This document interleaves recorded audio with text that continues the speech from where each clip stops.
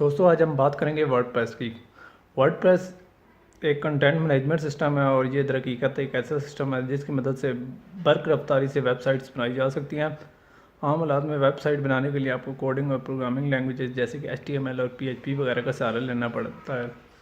20ویں صدی میں جب صرف کوڈنگ کی مدد سے ویب سائٹس بنائی جاتی تھی تو ہر کسی کی اپنی ویب سائٹ نہیں ہوتی تھی۔ اس کام کے لیے لوگ پروگرامرز اور ڈیولپرز کا رخ کرتے تھے اور وہ اس کام کے لیے کافی اجرت طلب کرتے تھے اور اس وقت ویب سائٹس کی تعداد آج کے مقابلے میں نہ ہونے کے برابر تھی، مگر جیسی بلاگنگ پلیٹ فارم جیسے کہ بلاگر، ورڈپریس اور ٹمبلر نے اپنی جگہ بنائی تو لوگ بغیر کسی بنیادی مہارت کے اپنی ویب سائٹ بنا سکتے تھے۔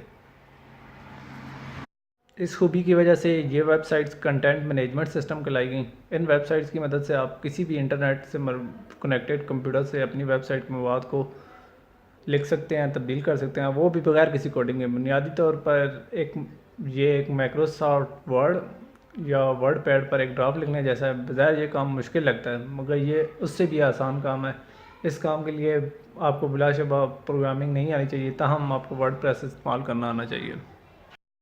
اب دوستو کچھ بات کر لیتے ہیں ورڈ پریس کی ہسٹری کی۔ ورڈ پریس میٹ ملنویگ نے ڈیولپ کیا اور یہ کام صرف اس نے 19 سال کی عمر میں کیا تھا۔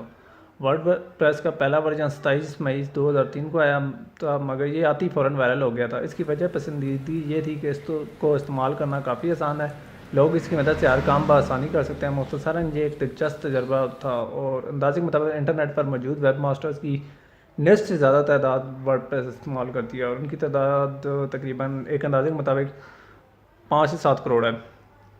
میں آپ کو ایک مشورہ دوں گا، اگر آپ بھی کوئی کنٹینٹ مینجمنٹ سسٹم کی مدد سے اپنی ویب سائٹ بنانے جاتے ہیں تو آپ کو ورڈ پریس استعمال کرنا چاہیے۔ اس کو تجویز کرنے کی سب سے بڑی وجہ یہ ہے کہ ورڈ پریس کو ایک خطیر آبادی استعمال کرتی ہے، جس کا مطلب یہ ہے کہ بہت زیادہ لوگ اس میں بہتری کے لیے کچھ ہیں اور بہت ساری نئی اپڈیٹس آنے والی ہیں۔ میں خود ورڈ پریس یوز کرتا ہوں اور میں نے کافی اس کو بہتر پایا ہے۔